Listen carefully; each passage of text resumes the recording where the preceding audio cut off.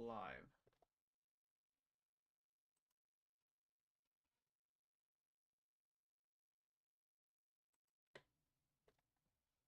See, I want to see if there's a way for me to, like, what is that? Why is there a thing right there?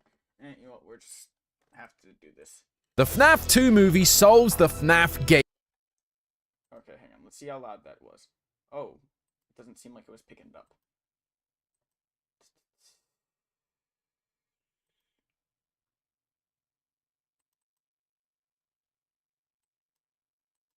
Timeline by breaking one of the fandom's most foundational theories. Man, Scott really is just a troll, isn't he? Okay, that was really loud. My bad, chat. We are going to. Okay, yeah. All right, there we go. The FNAF 2 movie. Pretty much, we're gonna get into the Secret of the Mimic one, but first I want to watch this one because this is. Oh wait, actually, wait, no. This is not a good idea to do first because this was only 1 day ago, and I hear you should not react to a video until it's like. At least Locke told me like you should wait like a few days. You should wait like 3 days before you like react to a video because like it gets its best view now, and I don't want to like take away. I don't want to like. What's it called? I can't remember what it was, but it was like it's like you need to let it like have its time by itself before you react to it, and then I can. But this one's 2 weeks ago, so this is fine. But this one we're gonna continue right where we left off. The thing that'll. Okay, Richardson. Bad. And it does work. It's just a little to work. Edwin simply made. You know what? Let's start over at the beginning of what is mexes, so we can kind of, because that was just like probably a minute into it.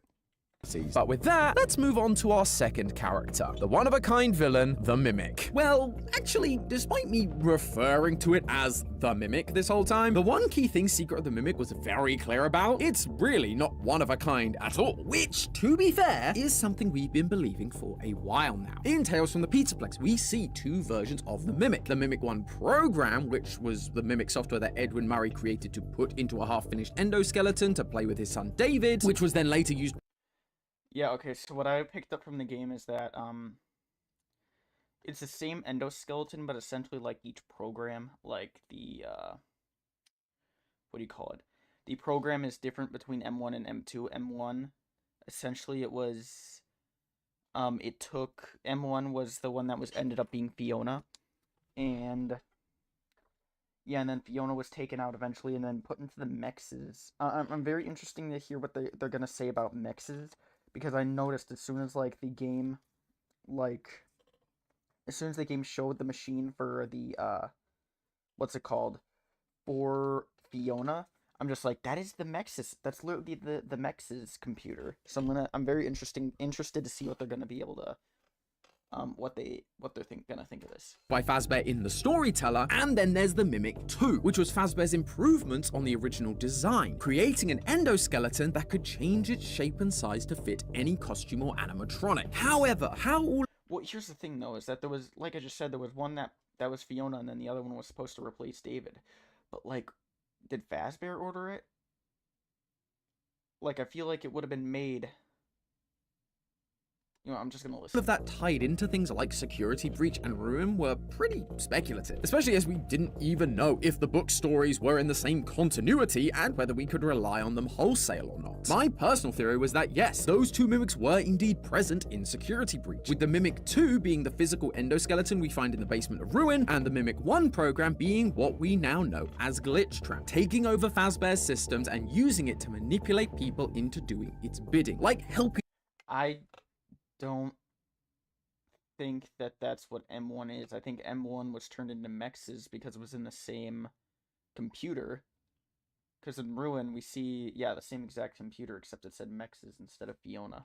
he does to Cassie in Ruin, which is why we get this interaction between Helpy and the totally real Gregory arguing. I took care of it. The area's safe now. Yeah, with my help. But now we do have a definitive backstory for the Mimic inside the game continuity. It turns out that yes, there are indeed 2 in-game Mimics, but there are some key differences from their book counterparts, and that drastically changes our entire understanding of Security Breach, Ruin, and the program that was trying to keep the Mimic underground. Mexes. So hop into that definitely working elevator, friends, as we plummet down into the depths of Murray's Costume Manor to discover the real secret of the Mimic. So what does this game actually tell us about the game universe's version of the Mimic? Well, like most things in this game, it's similar but different to what we were expecting. Edwin does create the original Mimic, M1, to babysit David. Think of it as your new babysitter, but it doesn't get paid and go home. It'll stay with us and help around the house. But he also states that it was created to work inside multiple costumes. It'll wear fun costumes. It can fit into any costume we've created. Essentially, the game's lore has combined the purposes of the books M1 and M2 into one creation, and attributed all of it to Edwin, rather than one being a Fazbear creation, just like basically everything in this game. But this M1 also develops a little more than its book counterpart. This is where I heard it.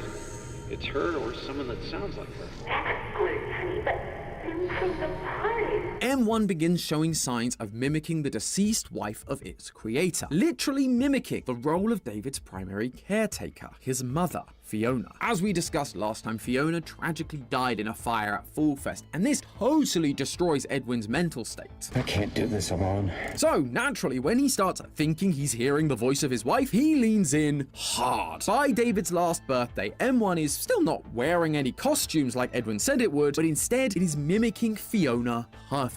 Baking a cake, hanging decorations, all of that good stuff. I baked it myself. I mean, he could have gave it like a costume or something, bro. Like maybe give it like a Fiona costume at least, if it's gonna sound like her, act like her. Like, come on, just seal the whole deal. It's just freaky, bro. For David's special day. This is where Edwin's second tragedy strikes. M1 Fiona goes down to get David while everyone is waiting to celebrate him, only for them to discover that David is dead. Again, Edwin is destroyed by this. But this time, M1 Fiona is here, and she has a quick and easy solution. You need to try again. Build another. The two go back and forth over this for a while, but eventually Edwin gives in and begins attempting to make a new mimic that will mimic his dead son. However, it doesn't really seem to be working. Every copy has failed. I don't even know why it worked the first time, but it did. The only reference Edwin has for the mimic idea works. Well, okay, why does he need to make a whole new program? Why can't he just copy paste and then just like, because like, correct me if I'm wrong, the mimic program is like a clean slate when you first make it, and then you got to teach it stuff. Why don't just teach it stuff like how Edwin worked? King is M1, which leads to Edwin's final gambit. In one of the text logs we receive after meeting M1 Fiona during the parachute ending, it says the M2 began as a copy of my program. This log. Wait, what? Edwin, I'm sending you executive access. While the M2 began as a copy of my program, I believe it could become something more. It wasn't me. It was different. Somehow it has been damaged and is malfunctioning. M2 can no longer be controlled. It will no longer listen. It mimics rage. It has done many bad things. No one who enters the MCM is safe. Has been sent. Please. Please. Final gambit. Okay, please reconsider. Finish the program. M1 to Edwin's machine in order to make M2. Hello, K-Gamer. Yeah, it's solid. I don't think it's an amazing game, but I think it's pretty solid. To work, Edwin simply made a copy of her. Just like I said. Great minds think alike. Copy pasted. Programming. I guess if you can't figure out how it worked the first time, just duplicate the thing that already works. And it does work. It's just a little too much for Edwin to handle. You're not him. You're not. Stop sounding like him. This moment is what turned M2 into the killing machine we now find in the game, and its first victim, the man who tried to destroy it. Due to a minor detonation, there is damage to my office interior. Machine learning is advancing, but businesses Yo, wonder... what up? Thanks for stopping in, bro. just learning the theory, or just trying to get into the, trying to find the secrets of the And that is series. essentially everything we know from the game itself. It's unclear exactly what happens next to get us to Security Breach and Ruin. It's gonna depend heavily on which ending is canon and what happens in the The most likely canon ending is the which one was it? I think it would have to be the one where the M2 grabs the like the one where you go through the house and stuff. I think the secret ending, absolutely not, because the mimic gets turned off and or destabilized or whatever, he turns off. And then the first one doesn't really make sense. You get stuffed into the Fazbear animatronic, I think, get down in the basement, but yeah. inevitable DLC that Steelworld does for all of their Fnaf games. Personally, my money, what say happens next to get us to Security Breach and Ruin, it's gonna depend heavily on which ending is canon and what happens in the inevitable DLC that Steelworld does for all of their Fnaf games. Wait, so is that confirmed?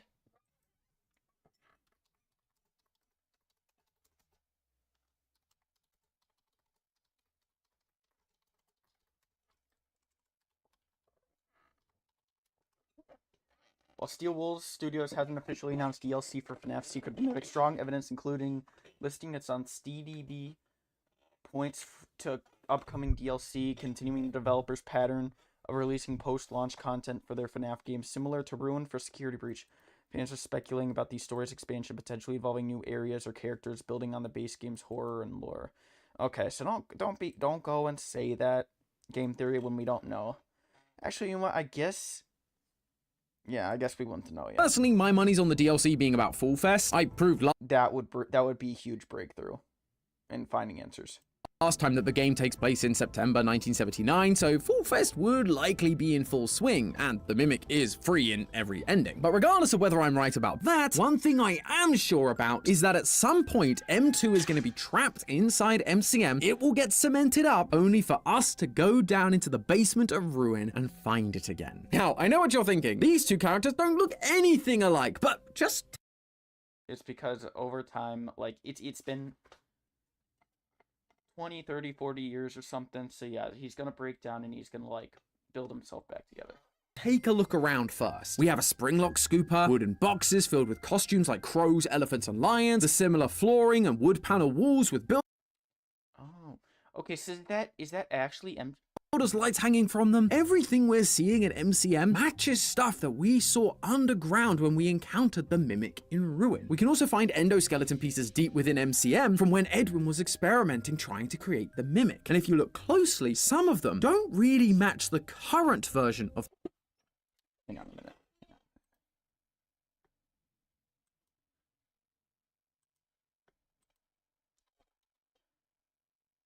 I already did this, but I need to look again. Because clearly I may not be... There's something I'm not picking up.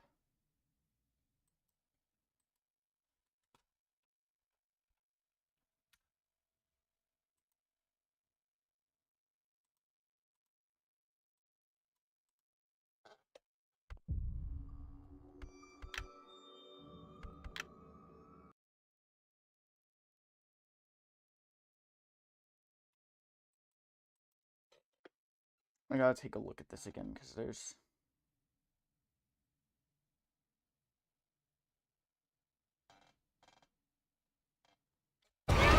Yeah.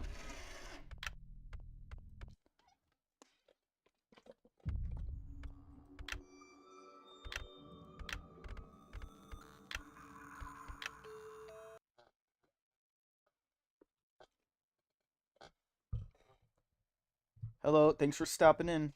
How are you doing? Let's see, I gotta see, like, I already went through here and tried determining... Cassie, can you hear me? I finally have a clear signal! Gregory, I shut down all the security nodes. I'm in the Roxy party garage.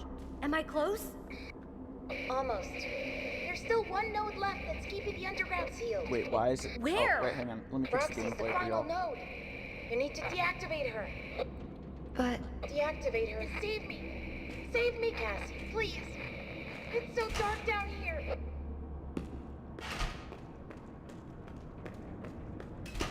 Okay. So it's like...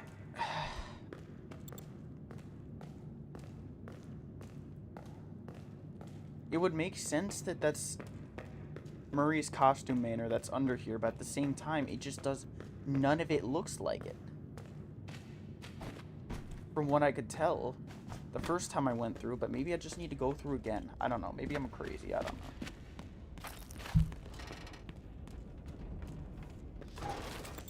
know. Roxy. Your special day. I You remember me? Cassie? What are you doing?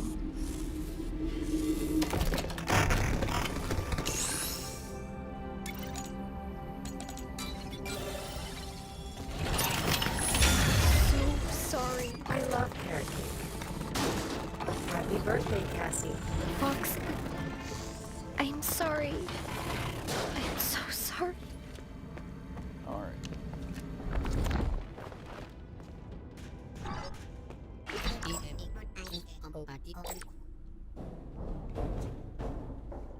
I love this DLC, honestly. People are saying like, oh, it's better than Security Breach, but it's not good. I think it was pretty solid.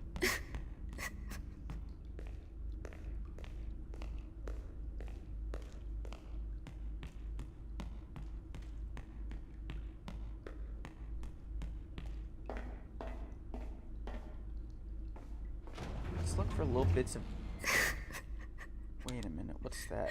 Oh no, that's Fizzy Faz. Okay, I thought it was gonna be like the soda cans from the Secret of the Mimic. Like the like what was it? Exotic beverage and stuff.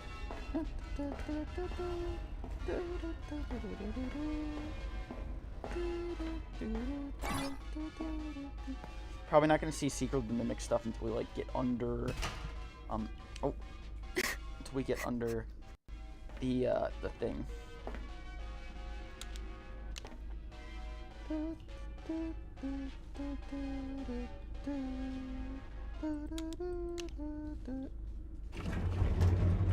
Did I go back up? I'm just kidding.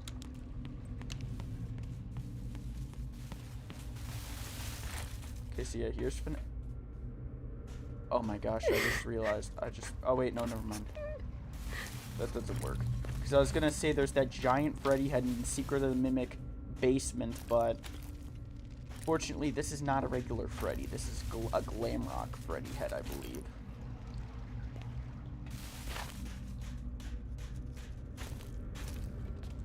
I'm pretty sure. But, oh, that had me thinking for a second. Just like, wait a minute.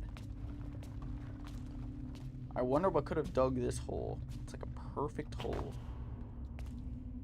Maybe it was the Mimic.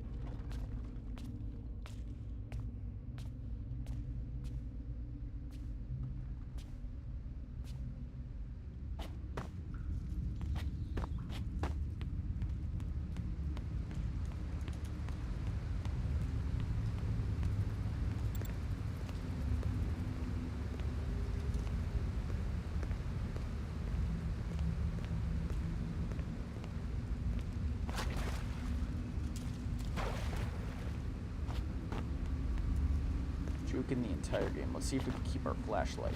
Oh, did I soft block? Are we kidding me? I soft block. Oh, never mind. Okay. I thought it had me in the first half, not gonna lie. No! No. Come on! Stupid flashlights!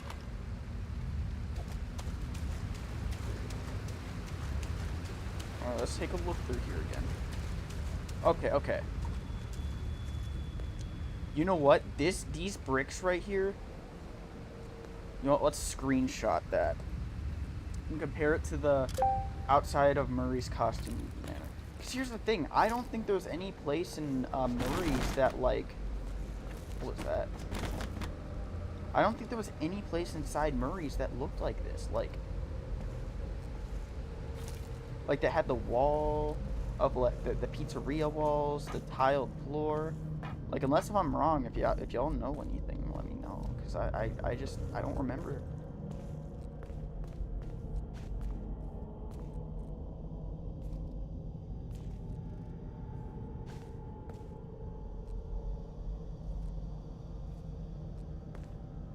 Okay, that looks like something. Let me take a picture of the stairs here real quick. I know that sounds very... like, why the heck the stairs? But I kind of can see a pattern on the stairs. Okay, there's a rack. Okay, it's a rack. I don't... If this was Murray's Costume Manor, what part would it be?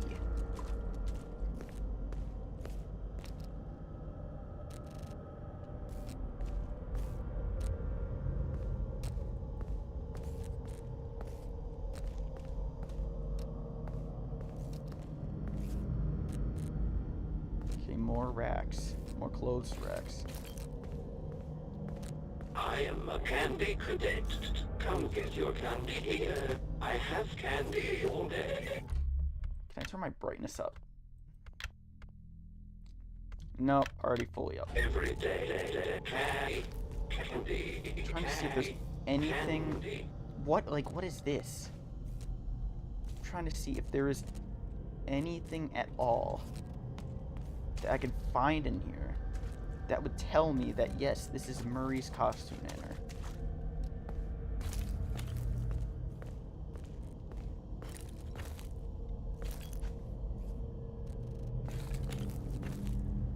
I'm trying to look for any trace of, any trace of anything that would... Oh, wait a minute. Wait a minute. I think that's a clue right there. Wasn't that a pattern in the carpet? I know, something very stupid. But hang on, let me screenshot that.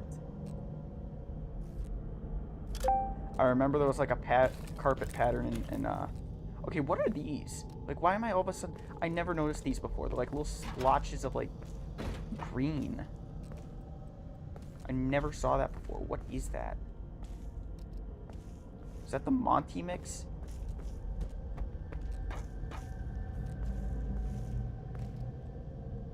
Okay, that's from the ceiling.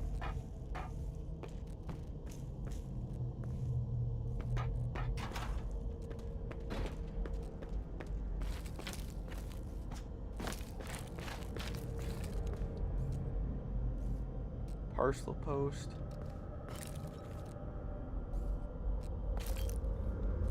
Philium Co. Okay, that's one thing that I gotta keep in mind for later, is that I keep seeing a computer brand down here called Philium Co.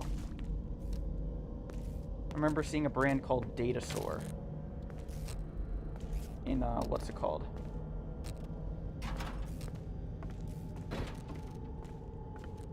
Datasaur in base secure, or sorry, Fnaf 3. And then we saw it in the end of Secret of the Mimic in the basement, the Datasaur.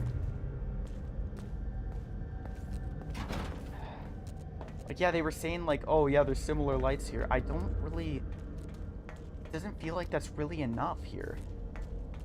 Yeah, it's not enough. That's not giving me enough of what I need. Oh, that one. Is that the one that I keep seeing on like why are there burners everywhere? on like TikTok, or like, the inside of an oven. The Fredbear's going like, is it that one? I'm pretty sure that's the one. That one's hilarious, bro. Those clips got me dying. I don't know if this would be Murray's.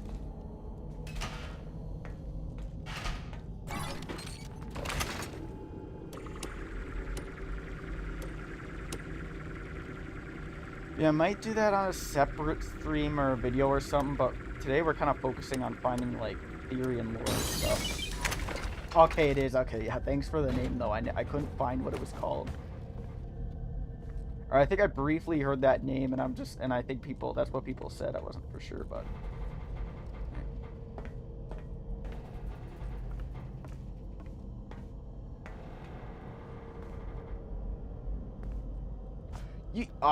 Shoot. Hang on. Hot scalding. Shoot, I missed the jump. Okay.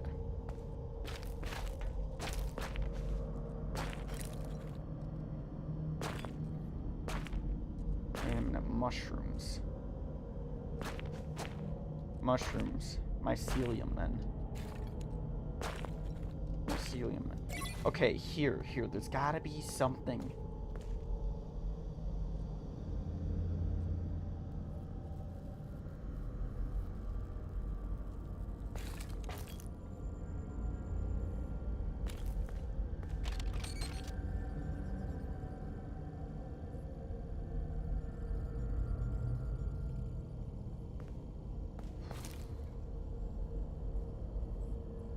I think I'm getting something. Trying to think. Think of, like, how the Mex's machine is placed. Like... Let me see something.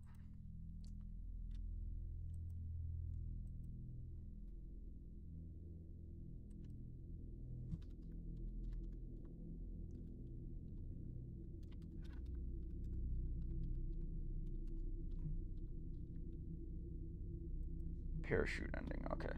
Alright, thanks, bro. Much appreciated. We are going to definitely we're definitely gonna play those Nights at Fredbear's. Those are gonna make some amazing shorts for the channel, bro.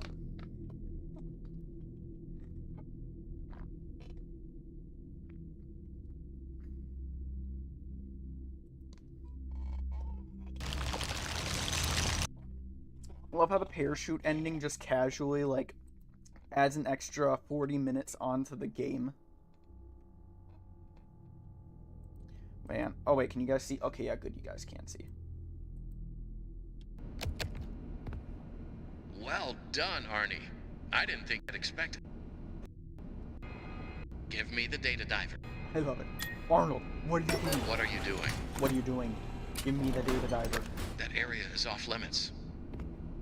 I just want to listen to it. Give me the data diver. Arnie, buddy, you're making a huge mistake. Don't you want a bonus? Or 2 bonuses? You can have a day off. You have made your choice. I would imagine after having a 36-hour shift and then having to deal with all this, I would imagine he would be like, you know what, I'll take the data. I'll give you the data diver.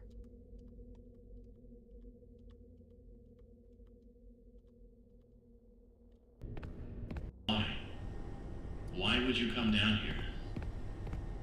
You are clever, but you need to stop messing with things you don't understand. I protected Okay, that big head right there. you as well as I could. That big head right there, that's what I was thinking of. Potentially of that being You should outside. have given me what I wanted and gone home. You did everything else that was asked of you. Got the change of heart. Why don't you trust me? Like yeah, the other one had teeth. That's such a red herring though. I kind of hate how they put that in the ruin ending. Like, why would you just put like a big Freddy head kind of there that kind of looks like it, but it's not the same.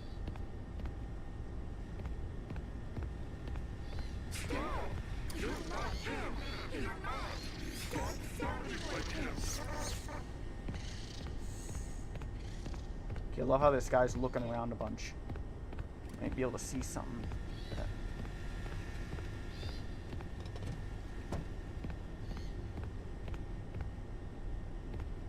Well, actually, wait, are there teeth in there? It looked more of like a Glamrock Freddy head, if you ask me.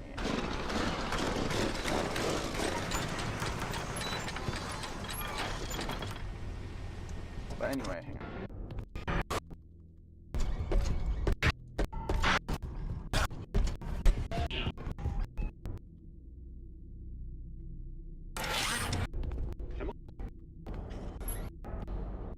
Remaining.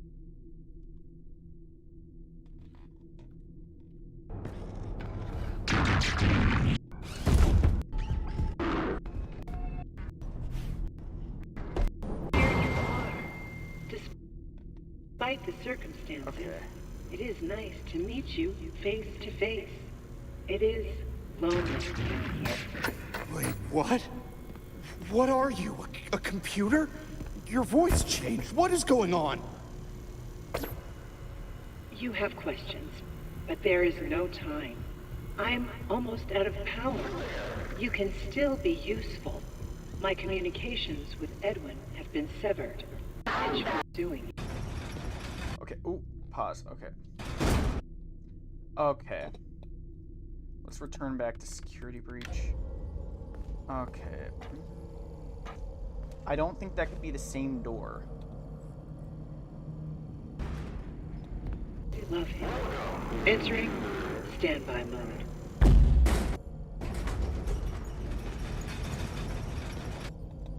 Crap. Tell. Just missed it. I still love him. Entering standby mode.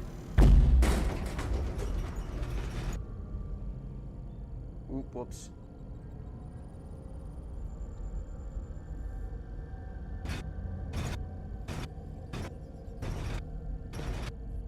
Okay, no, that is definitely not the same door.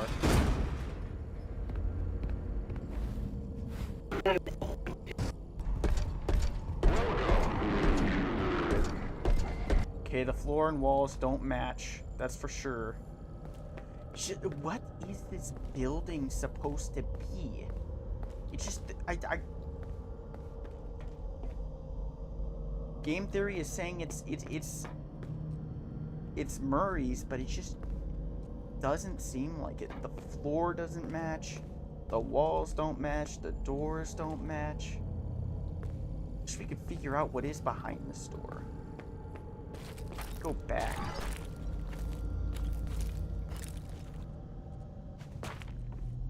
There's some more of that staircase. Oh, okay, here's a door. Let's get a snapshot of that door just in case. No, it seems like I'm really grasping at straws here, but we gotta get, like, everything we can to figure out what the heck this is.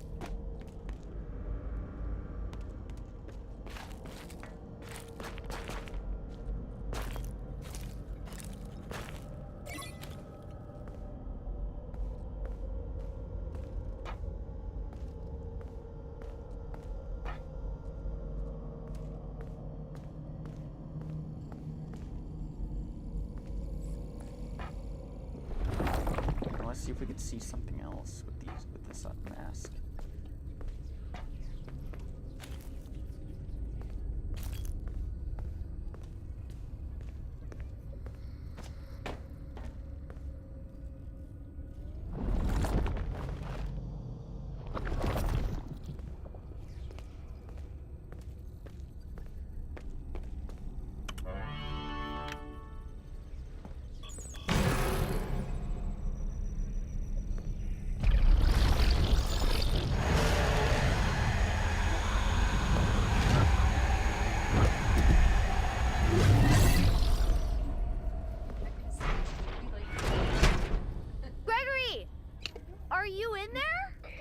door won't open.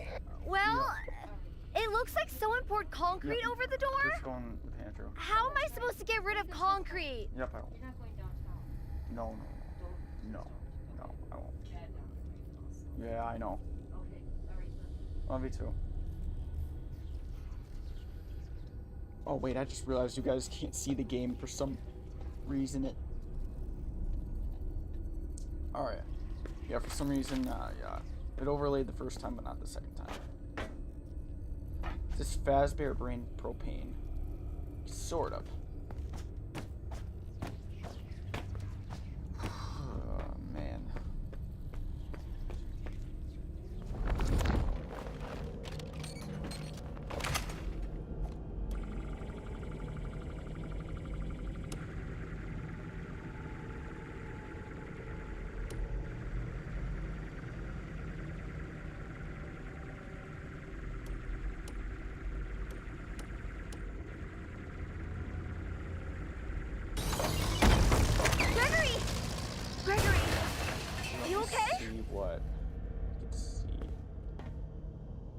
There's a costume. Where would this be?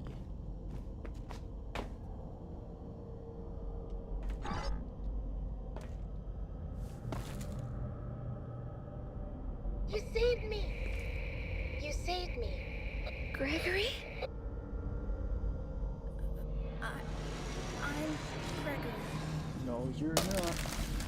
No, you ain't. You're not Gregory. What are you? Survival instincts of a cheese, by the way. She sees Gregory. glowing eyes in darkness. Get out of here! And the first instinct is not to run.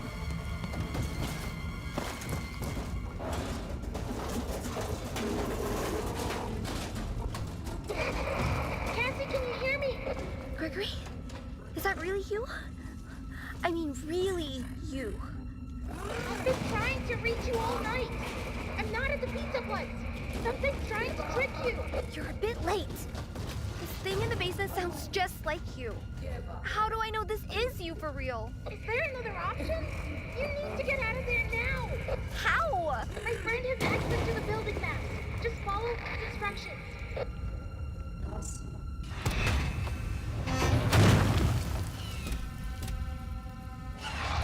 There's those building bricks again. Run! Go right!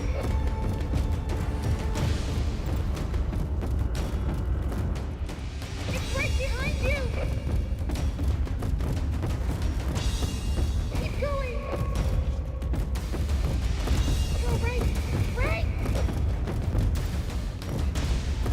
Hurry! Almost there! Okay, what's this?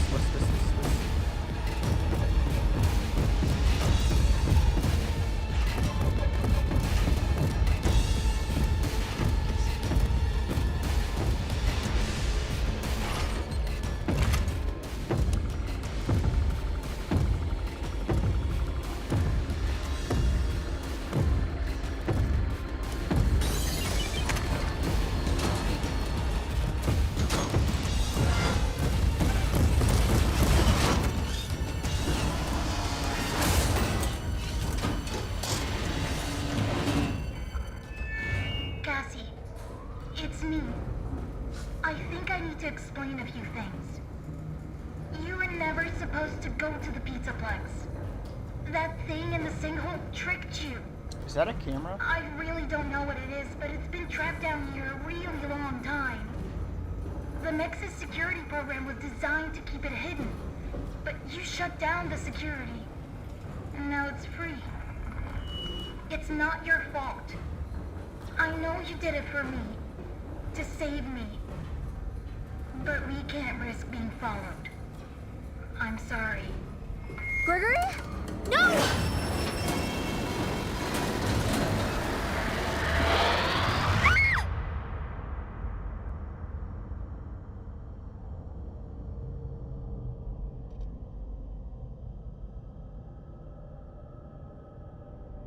Cassie. Yeah, I just don't know what to make of it. It's...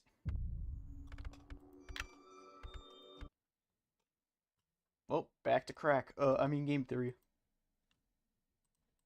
The Mimic, but they match the endoskeleton of the Mimic that we find in Ruin. My guess is that in the lead up to it being cemented, or even during the cementing up of MCM itself, it ended up getting damaged, or some of the pieces just stopped working over time, and so it replaces its parts one by one. We've already seen it replace its legs, so what's an arm, or a torso, or a head? Finally though, the Mimic in Ruin, it acts just like the M2 we see in Secret of the Mimic. It's mimicking a young boy, Gregory, it's wearing mascot costumes, and it's being violent towards humans. It even walks in a similar fashion and gets its hand stuck in an elevator. Now, that last one doesn't strictly make the two characters the same. Anyone can get their arm stuck in an elevator. But the fact that Steelwool programmed that in, along with all the other things we've talked about, it seems like they're trying to tie together these characters and this. Yeah. When I first played through and that happened, I picked up on it. I'm just like, that happened in Ruin. Area, telling us that the Pizzaplex, and by association Fnaf 6, was built on top of MCM. But none of the... Oh, there's the wallpaper right there. That's the wallpaper. But the ground doesn't match. Locking away all of its inventions down here, including M2 itself. I mean, we know that Fazbear isn't against saving some cash by building on top of previous establishments. And there's one text log directly from Willie A himself that tells us that he owns the land which MCM stands on. But oh my gosh, why didn't I ever pick up on that fact that WA was William Afton? Never touch the house your parents built. We feel this offer has been more than fair considering how far behind you are. It's just too much for you to handle alone. We are waiting for your response, William Afton. Software development and the entire MCM catalog. I don't know why it doesn't... Probably saying they own it, but I don't know why it's ... Software development and the entire MCM catalog. Probably saying that they own them, but just why? But that's only one of the mimics answered for. What about M1? Well, to start with, she's just chilling inside a computer. Yeah, it seems that not only was M2 a copy of M1's programming, he also put M2 into the very same endoskeleton. Just look at them side by side. They're identical. Well, besides the legs, because, you know. And we don't see another one of these endoskeletons walking around or even decommissioned. So all signs are pointing to Edwin removing the M1 program from the endoskeleton, putting M2 into the endoskeleton, and leaving M1 as just a program inside the computer that we find during the parachute ending. It is nice to meet you face to face. But as I'm sure most of you have realized, this isn't just any computer. This is the same computer that we found down in the basement of Ruin, the one that was running the Mexes program. The big digital genie bunny that is keeping M2 locked away underneath the Pizzaplex. Does this mean Fiona is Mexes? Has Mexes actually been the M1 mimic like we first suspected when we saw the trailers for Ruin? I actually got asked about this during the theory crafting livestream we did immediately after our GT Live playthrough, which is what inspired me to do this episode in the first place. So thanks for showing up and being a part of that if that was you. At the time, it stumped me, but now that I've actually had some time to think about it, I believe I do have an answer. And that answer is... not quite. Honestly, it just doesn't make sense for Fiona to be a big blue bunny. Now, yes, I know what series we're talking about. FNAF rarely makes sense, but hear me out. We've always talked about how the Fazbear characters tend to be used as symbolism in these games. Yes. Correct. Freddy tends to be representative of Henry, for example. But in this game, we're also shown that Fiona was the one who designed Foxy and Chica. So if something is meant to represent her, it's more likely going to be one of those two. In my opinion, most likely Foxy. He was originally a puppet and she was a puppeteer. But Bonnie has always represented Afton. Afton was the reason Edwin was locked away in the R&D department and in his home, working on the new restaurant concept, keeping him away from his family, his son, which led to his death and eventually to him creating a violent and destructive mimic. So rather than Mixes being a representation of Fiona, it's far more fitting that it's a representation of Afton. This new mimic has taken on part of Edwin's personality, the violent part, and is now being kept locked away by another blue rabbit. Like father, like son. But the real reason I don't think they're one and the same is because of the parachute ending. During it, we have to activate something called cradle.exe. We first hear about what this cradle is from one of the text logs. A handful of these logs seem to be addressed to Edwin and have a subject line written in binary, like a computer program trying to communicate, i.e. M1. One of these specifically asks Edwin to consider building the cradle if he won't fix M2's programming, and provides him with the blueprints for it. She describes it as a computer, bigger than anything he's built before, which sounds familiar on its own, but if you stop just before executing cradle.exe, you can see that it has a description. Mechanical X-form experimental storage. MX. Oh my gosh. Oh lord. EX. Mexes was actually M1's idea. But then if Mexes is a separate program designed by M1, why does she end up on the same computer? It's because of what Mexes stands for. Oh, wait a minute, because she's like, oh, going on standby. And she must have, like, I don't know. I've already mentioned it stands for Mechanical X-Form Experimental Storage. The word there you may not be familiar with is X-Form. Simply, it's just programming shorthand for the word transform, i.e. it's an experimental way of storing or keeping locked away a transforming machine. Makes sense. However, there is a little more to it than that. In programming, the transforming that X-Form refers to is an object's position, rotation, and scale. Again, all things we understand about the Mimic's transforming abilities, but the key is how those transformations are applied. applied. You see, X-forms are hierarchical, meaning transformations applied to a parent X-form affect all of the objects assigned to that parent, like they're its children, if you will. M1 was the first mimic, the original, so it needed to be on the same machine as Mex's to act as the hierarchical X-form for M2. M1 has also taken on the role of Fiona, while M2 is supposed to be David, Fiona's child, again fitting nicely into that hierarchical programming setup. The parent is there so that Mexes can help control the child. Mexes can apply something to M1 that will automatically control M2. But clearly the program was never installed. Edwin built the Cradle computer and put M1 Fiona into it in order that the Mexes program could use her to control the child and keep it locked away, but Mexes isn't actually installed until we come along during the parachute ending. Eventually, Fazbear came along and collected the Cradle in a Fazbear van like we saw in the Help Wanted 2 update, with Mexes fully operational. It's at this point that I believe they Oh, okay, well, that just spoiled the ending for me. separated these two programs, Mexes and M1. The Cradle was then rebranded from F10N4 to completely Mexes, like we see in the basement of Ruin, and the M1 program was removed and likely stored like we saw in the Storyteller, until they decided they needed it for video games. Told us to scan it, said it would expedite the process. It was just junk, circuit boards and things like that. Which of course leads to M1 taking over Fazbear's systems, corrupting the animatronics, and creating the storylines that we see in Help Wanted, Security Breach, Help Wanted 2, and Ruin. This would all seem to line up with the previous theories I mentioned at the start of this episode, with Helpy actually being the M1 program controlling the entire Pizzaplex. It would also explain why M1 is able to stop Mexes. They are no longer on the same system. Mexes no longer has the hierarchical power to use M1 as an X-form. But on that note, if Mexes was M1's idea, why then is she actively stopping it? Helpy is literally helping Cassie get further into the Pizzaplex, teaching her how to stop Mexes and how to free the Mimic. Well, it's because while Mexes was her idea, it was never really her goal. Try again, make another, and we can all be together. I miss you, but I miss my child. I want him back. We must convince him to repair M2. That is all that I want. In the text log about the Cradle, M1 is trying to appeal to Edwin, asking him to make the Cradle because it became clear he wasn't going to fix M2. But really, she wanted her child back. Mexes was just a stopgap for her, a way to keep the Mimic safe while she figured out a way to fix it without Edwin. That's why she faked the voice of Fazbear Dispatch and convinced Arnold to explore the map. Okay, so there was just like, I guess whatever, I'm not exactly sure, just figuring, I'm kind of trying to concentrate on Secret of the Mimic and kind of Ruin and kind of like how things tie in, because like something that that I've been, ever since Secret of the Mimic came out, I've been trying to like, I guess ever since Ruin came out, in Chapter 9, when you go underground, when you take the elevator, and then you go down into the sinkhole, there's like, and then your flashlight stops working, that building you go into, I'm trying to figure out what that is.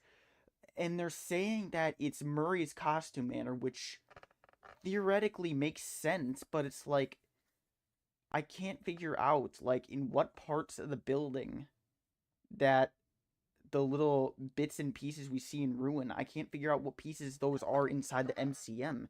Like, the floor tiling, I don't recognize from anywhere inside Secret of the Mimic. Maybe I need to go back through again and pay closer attention. The walls were like the Fnaf Pizzeria walls, which I don't recall seeing in the MCM. But I just might have to go back through again through Secret of the Mimic, because I gotta do that anyway for some other lore reasons, because I gotta find certain text logs things. Anna and find the schematics for the Mimic. It's so that she can fix it herself. And if people get hurt along the way, so be it. It's all a price worth paying so that she can get what she wants. Just like we see Helpy do to Cassie in Ruin, leading her to an almost certain demise just to shut down Mexes and free M2. Hey, it's your dry... Oh my gosh,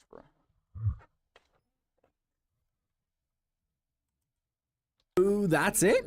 the Wait, schematics hang on. I need to hear what he's trying to say. to keep the mimic safe while she figured out a way to fix it without Edwin. That's why she faked the voice of Fazbear Dispatch and convinced Arnold to explore the manor and find the schematics for the mimic. It's so that she can fix it herself. And if people get hurt along the way, so be it. It's all a price worth paying so that she can get what she wants. Just like we see Helpy do to Cassie in Ruin, leading her to an almost certain demise just to shut down Mexes and free M2. So that's it. Wait, but why would she want to try and free M2? Because, like, the thing is that wouldn't you want to, like, get the schematic? I guess I'm not sure. Finally solved the story of Security Breach and Ruin. It's all about M1 Fiona trying to reconnect with M2, the robot David, and fix him so they can be a family again? Oh, I wish it were that simple, friends, but this is Fnaf. There are, of course, complications with all of that. While we are being shown very clear motivations for M1 back in 1979, it doesn't mean that's strictly going to be the case going forward. It'd be very easy for us to go, oh, M1 is Fiona, M2 is David, end of story. But it's not like old-fashioned FNAF where these endoskeletons are possessed by the spirits of the original person. They are programs designed to learn and imitate those people. We're shown this with M2 throughout the game. It started as a copy of M1's... Well, yeah, they're pretty much heavy imitations of the characters. Like I always kind of understood that. Like, Fiona, the Fiona program that was in the Mex's computer, I always kind of understood that wasn't actually Fiona. That was just the mimic, the M1 programming mimicking Fiona. Program. Then it's given David stimuli, then it learns to be violent, not because David was violent, but because Edwin was violent towards it. Then in Ruin, we see M2 mimicking Gregory's voice. Again, a new stimulus changing how it behaves. M1 is no different. There is a note that can be found in the basement of Murray's Costume Manor where you have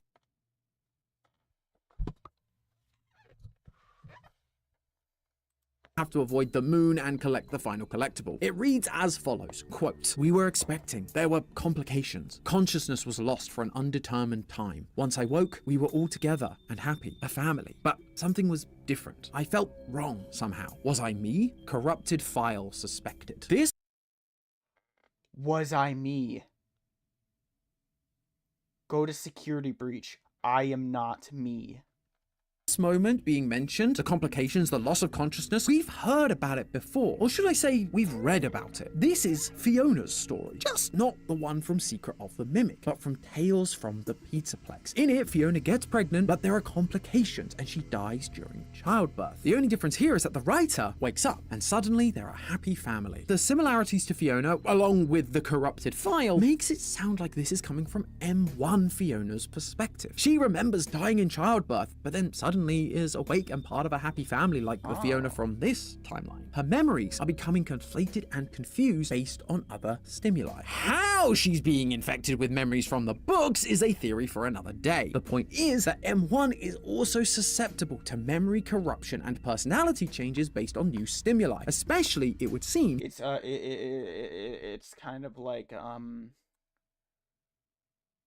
I don't know. If they share a connection with her. Which brings us to the glitch trap in all of this. It's pretty well accepted at this point that glitch trap has actually been the mimic program this whole time, infecting Fazbear's systems and mimicking whatever it needed to. Helpy, VIP, the Glamrocks, and acting like a virus, infecting them all in order to take control. If M1 was purely Fiona, it wouldn't make sense for M1 to present herself as anything other than Fiona in some kind of digitized form. Probably a Foxy like we talked about earlier. But instead, we see an old school version of Afton's Yellow Bunny. Why? Because M1 has also been receiving other stimuli thanks to its inclusion in the creation of the Help Wanted VR game, as I alluded to earlier. Told us to scan it. It was just junk. Circuit boards and things like that. By having M1 circuitry used to build Help Wanted, the M1 program was fed information from the first set of games in this franchise, learning all about the Yellow Bunny killer that would lead kids into the back room and kill them. A family of children all killed by animatronics, and a father that wanted to put them back together. A father with the same goal as her. Someone willing to crack a few eggs to make an omelette. They're practically the same person, and so M1 accidentally makes them the same person, wearing the costume, kidnapping the kids we see in the newspaper in Security Breach's bad ending and leading them into the back rooms during VIP. All of this explains why Security Breach's story felt like such a mess. And it's why no theorist could really have predicted what we ended up seeing in Secret of the Mimic. Most of the theories I had were about Afton and Henry's parts in the story, because all signs left by Glitchtrap or the Pizzaplex in general were pointing towards Afton and his involvement with the Mimic. How else were we supposed to interpret a dining table scene with 5 characters clearly representing the Afton family in a room with post-it notes written in binary? But this is why Fiona, M1, was conflating her stories with that of the Aftons. Take a second look at that dining table scene. The magician we assumed was Afton, it's wearing a bow tie, something which, of course, matches Afton's famous Yellow Rabbit costume, but I mentioned in our last theory that within Secret of the Mimic, bow ties are really commonly associated with another character,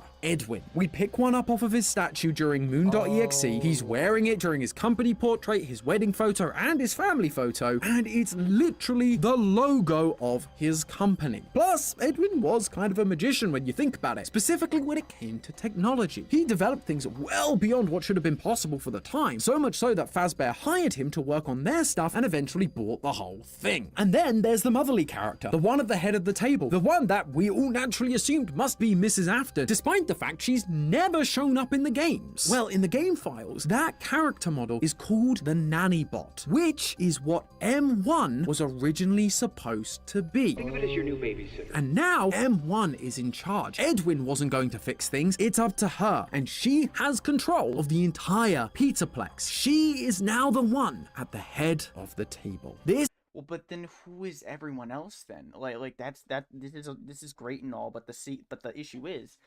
that the staff bot represents baby, so it's just like I don't know. This dining table now has characters that, yes, fit the Aftons, but the parents also bear a striking resemblance to her own family that she's trying to rebuild. And that drive to rebuild the family is still there. I already mentioned that Helpy's whole thing is trying to get Cassie down into the basement to stop Mexes and free M2, but which family she's now trying to rebuild is obviously getting a little lost in the source. That's why we have 2 Glitchtrap disciples, Vanessa and Gregory, both of whom we've pointed out since the very beginning share a lot of similarities to the Afton children. And that's not even going into the similarities between David Afton and David Murray. Again, theories for another day. What we're seeing is M1 getting confused, mixing up storylines from her book persona and her newly found Afton persona, conflating the 2 ideas as one in the same. She's trying to rebuild the family she lost all the way back in the 1970s, but thanks to her use by Fazbear Entertainment to make a VR game, she's taken on too much of Afton's persona and so is still driven to get M2 out of the basement, but who she believes M2 now personifies is completely messed up. Does she still think it's her son David? Does she think it's the other kid from the Afton lineup that's missing, Michael? Or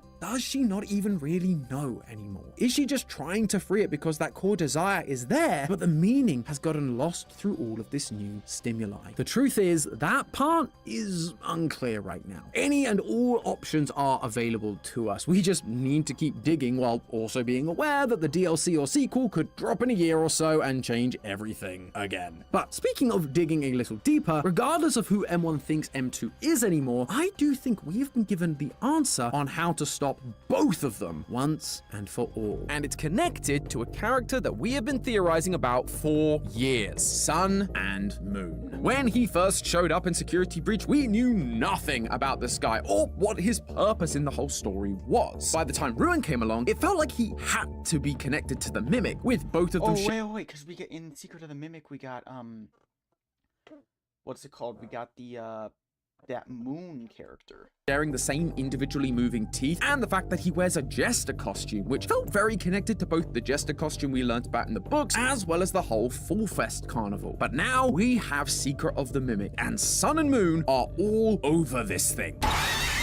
We've got OG versions of the characters, we've got symbolic minigames, we've even got a mysterious lullaby, all of which make one thing extremely clear. We were 100% right about Sun and Moon being connected to the Mimic. Throughout the game, we are being shown that these 2 or 3 or I suppose 4 characters are intrinsically connected in so many interesting ways, but most importantly, Sun and Moon is actually the key to not just solving the Mimic, but ending it once and for all.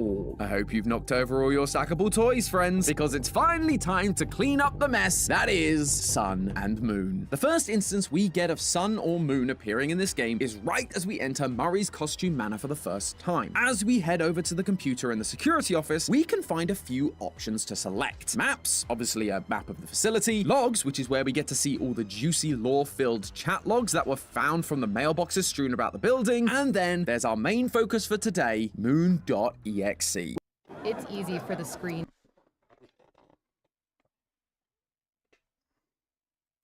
Talked about moon.exe in our previous episodes, but in case you missed those or the massive playthrough we did over on GT Live, it's basically a game within a game. We start in a bedroom, and while the goal is initially unclear, if you take a wrong turn, you face the wrath of Sleepy Moon, who tells you to go back to bed. Now, as you play the normal game, you can find collectibles inside of presents that you can then load into the system, and they will appear inside moon.exe for you to use. Each one serves a specific purpose, either helping you to thwart Moon's attempts to stop you, or giving us information about Edwin and his family. In a previous episode, we've talked about the snow globe that is next to a married man and woman, where the woman looks burnt, and how it's meant to be symbolic of Edwin and Fiona Murray. But that isn't the only lore this game provides us. The initial premise of us being told to go back to bed gives you the impression that we're a child, trying to sneak out of our bedroom and go on an adventure. As we go through this adventure, we encounter a baby owl that we can save that then sticks with us throughout the journey, cooing and rubbing up against us like a pet. However, things take a weird turn when we encounter the old woman that lives in a cabin in the woods. This old woman has a head covered in spikes, kinda like you'd expect a sun to be represented. After fulfilling her tasks and fixing her 3 broken masks, she then hands you a final mask, the mask of a baby owl. At the same time, our baby owl friend seems to have gone missing, but the oven is now on, and there's a suspicious smell of chicken in the air. With our new mask equipped, this sun woman takes us to a cave that Moon is guarding, only for Moon to see the baby owl mask and to run away crying. This was the moment that things clicked for me. At first, I figured we were playing as David, with Moon. Bro just gobbled a bunch of nonsense, and he's just like, at this moment, this is where it started to make sense to me. In what way did that make sense, dog? Moon being an obvious analog for his father Edwin. That's why we got explicit messages like, go back to bed, I'm too busy. Things that Edwin would actively say to both David and his wife Fiona. Just give me a minute. David's 2 years old. He won't remember a thing. Besides, he's got plenty more birthdays. However, this moment where Moon... Who's gonna tell him?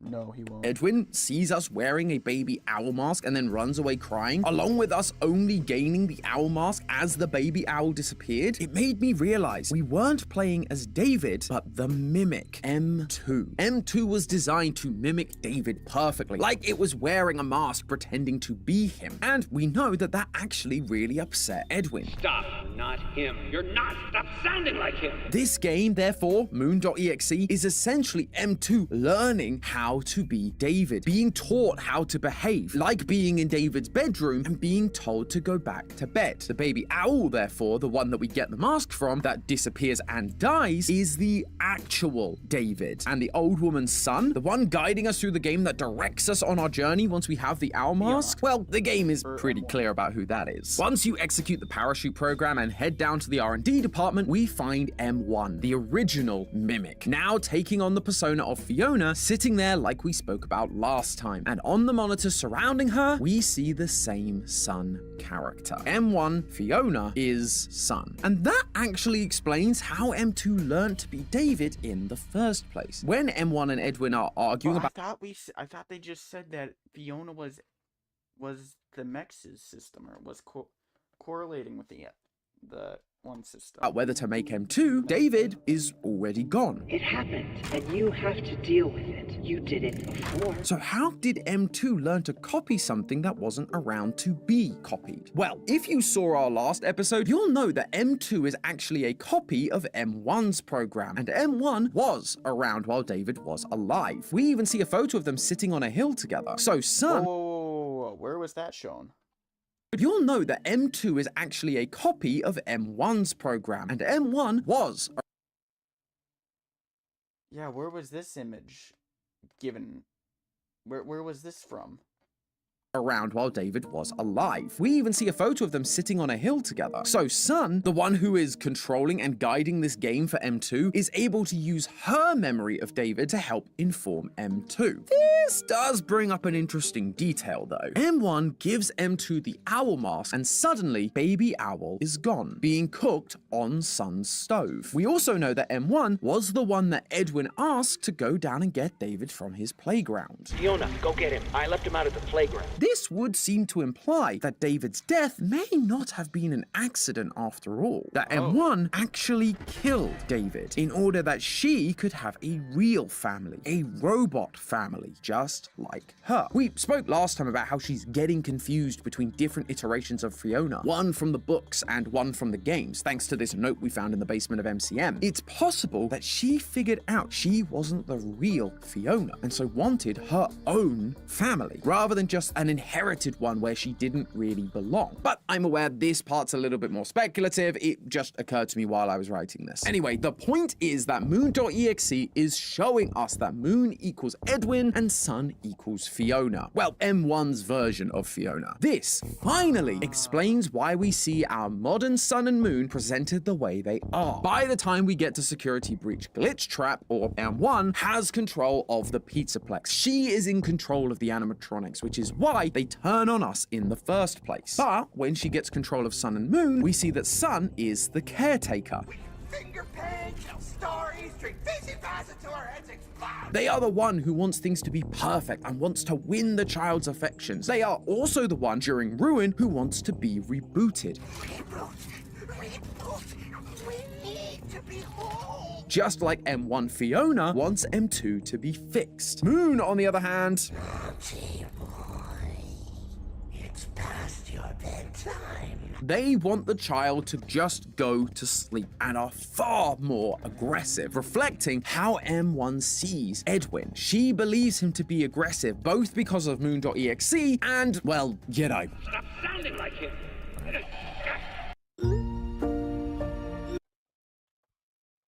That's crazy, bro.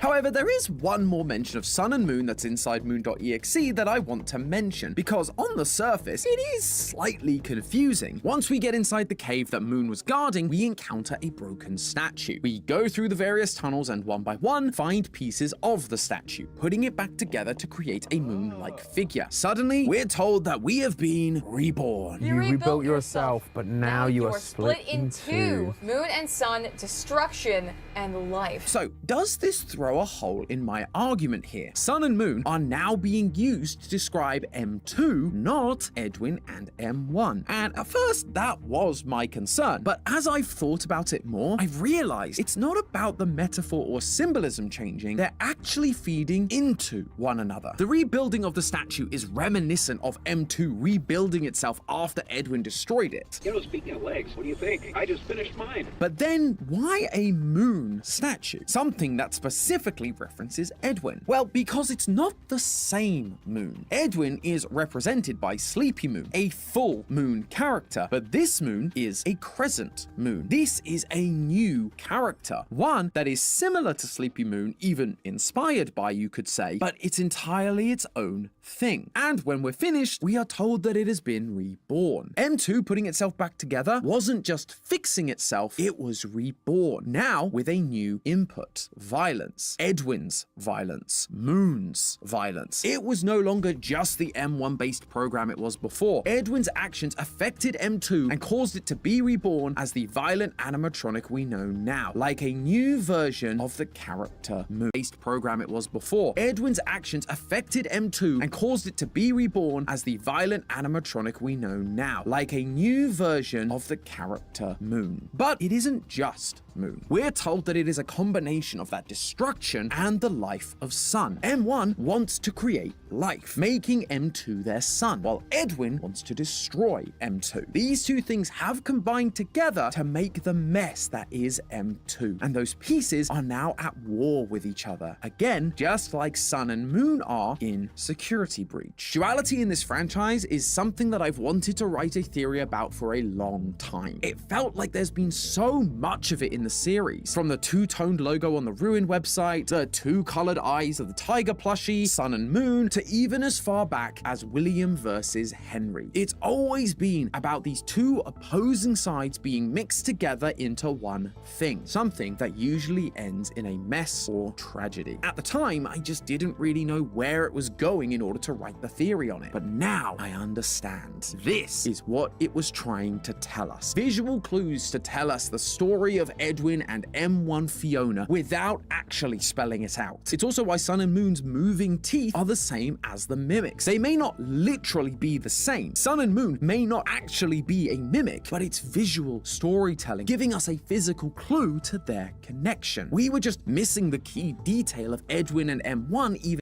I'm really gonna be okay. This is so much to like process right now. I'm getting it, but just the one thing is what's he trying to say about Sun and Moon? Like, is it a metaphor? Is it just simply a metaphor? Is it a mimic that has the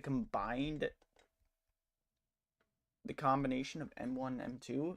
It's really been existing in this continuity to be able to tie it all together. Although I'm sure the lore reason for the teeth thing is once again just the mimic rebuilding itself with spare parts. We'll see. But Sun and Moon isn't done teaching us about the mimic just yet, because in Ruin, we get to see that these opposing sides can turn from a mess into something new. We see Sun struggling to keep control while Moon is acting dangerous, again, like we've been seeing with M2, the original program unable to keep control, with the violence taking over and attacking people. But after Cassie is able to plug in the data diver, Phas Wrench, they reboot and Eclipse is born. I was gonna say the data diver and Phas Wrench look way too similar, like interestingly similar.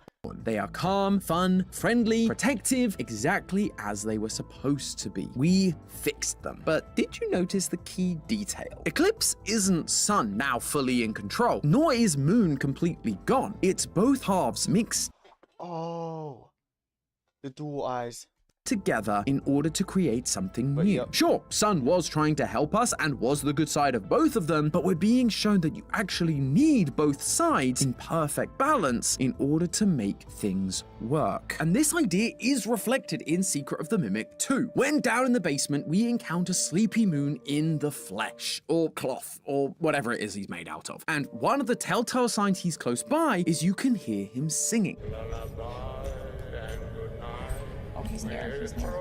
His dialogue got really annoying though. Like it got really annoying because it kept looping over and over. It can be hard to make out the exact lyrics he's singing while you're trying desperately not to lose all your progress, but the melody should definitely ring a bell. It's actually the most popular lullaby of all time, simply called Wagenlei, or Lullaby in English. You may have also heard it known as Brahms' Lullaby, named after its composer, Johannes Brahms. And it goes a little something like this. Lullaby and good night, with roses bed eyes, with lilies o'erspread, his baby's wee bed. Lay thee down now and rest, may thy slumber be blessed. Lay thee down now and rest, may thy slumber be blessed. Didn't know we would be going to a concert tonight, ladies and gentlemen. Aldehyde, which is used in taxidermy. Yup, don't vape, y'all.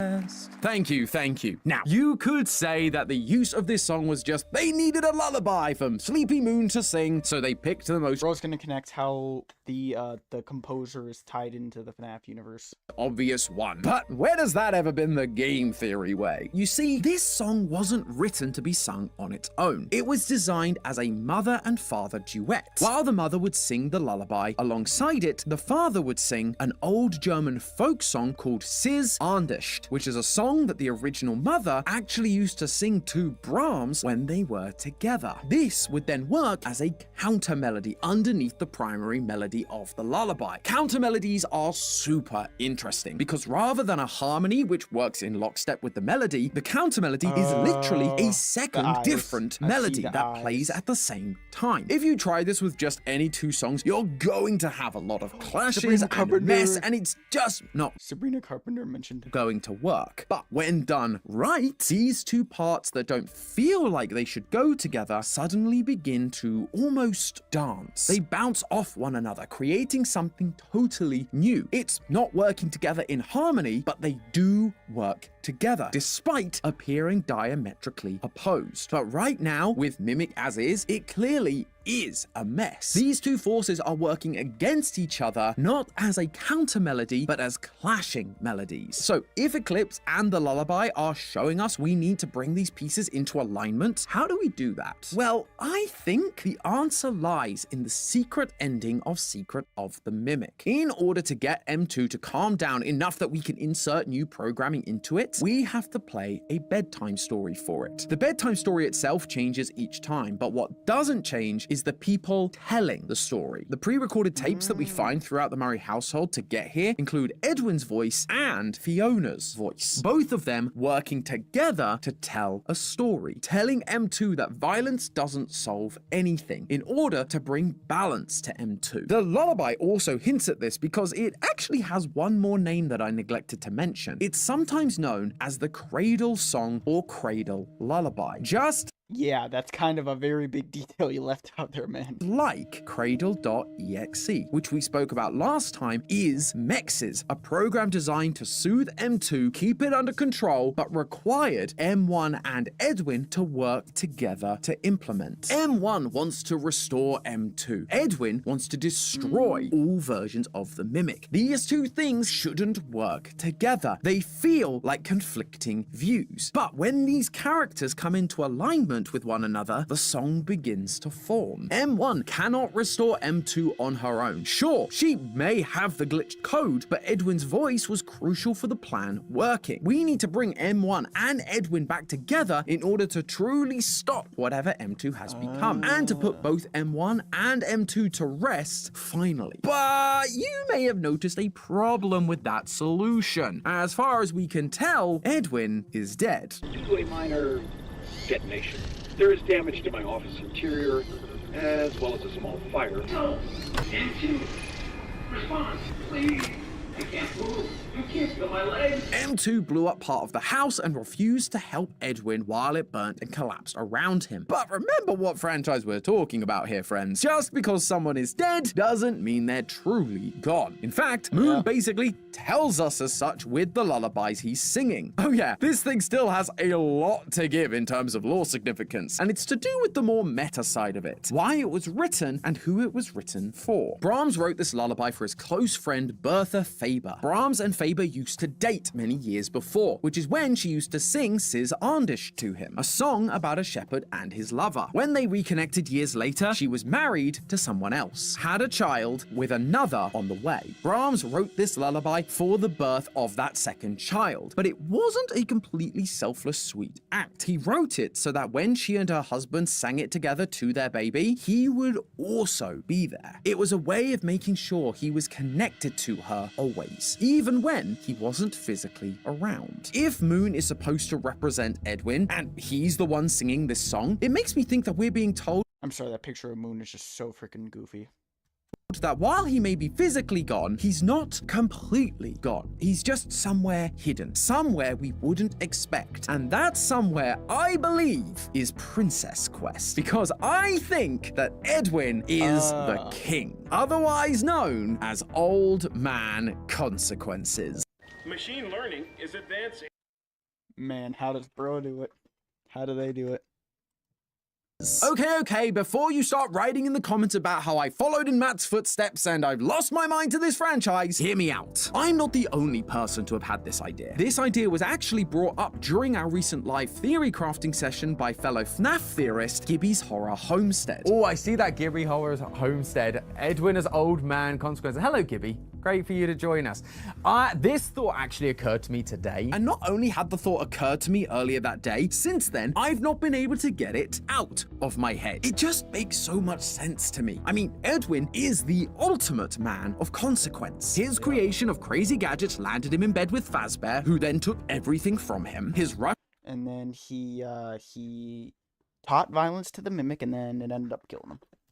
Inventions meant things could go wrong easily, so Fiona went to Fall Fest to make sure that didn't happen, and she died. He didn't pay enough attention to his son, and so David ended up dead. He created an incredibly powerful AI and then beat it up, and so in return, it killed him. Everything Edwin did came back to bite him on the butt. Consequence, thy name is Edwin. Plus, in the Tales from the Peterplex story, The Storyteller, Edwin does come back 40 years later and tries to stop the Mimic. And Old Man Consequences in Security Breach is all about equipping the princess to defeat the glitch trap virus, aka the M1 program that's been corrupted by Afton's influence and is now running the Peterplex. We also know that Game Edwin wants to stop the Mimic, both Mimics.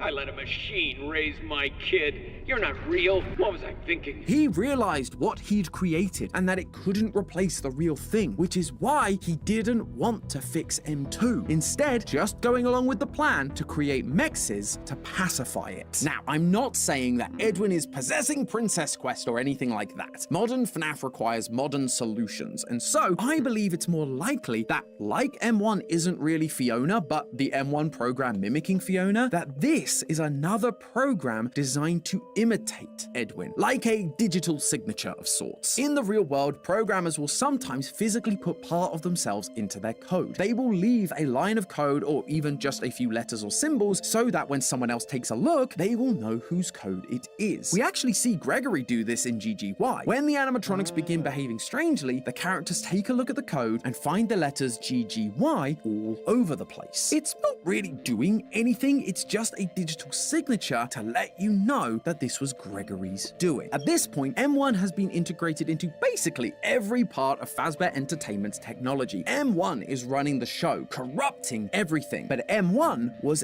Edwin's code. He created it, and so I'm suggesting that deep in that programming lies a little piece of himself, almost like a failsafe that's there trying to fight back. Old Man Consequences. In FNAF World, he was buried deep in that code, but as time's gone on, he's slowly come more and more to the surface, able to help more and more. He helped Vanny fight back against the glitch trap virus. We even saw Moon, the character we've talked about representing Edwin, giving over glitch trap to Vanny so that she could crush it and be free of its influence at the end of Princess Quest 4. And I think in whatever sequel Steelwell has planned, we're going to have to help Old Man Consequences one last time to free M1 of glitch trap's influence and bring Edwin and M1 together to stop M2. They may be doing it for different reasons. Edwin may still want to destroy it. M1 may still want to fix it. But if we can get them to put aside their differences, those counter melodies are going to start to work together to create a complete piece that will end the internal battle of the Mimic once and for all. Although the Mimic in Ruin does seem to have a convenient hole where we had to insert the data diver during the secret ending, so we might have to figure out a different way to get these two fighting programs into it in the first place. But the biggest question that I have yet to solve, and the main question I had going into this game, wasn't about the Mimic, or Edwin Murray, or Security Breach. I wanted to know the truth about the origins of Fazbear Entertainment. William and Henry. These two characters we've known. Okay, here's a good place to stop. And yes, I'm very interested in figuring this one out. Oh, what do you know? There's my stream right there on the side. But anyway, oh gosh, I just realized what happens if I stream my stream.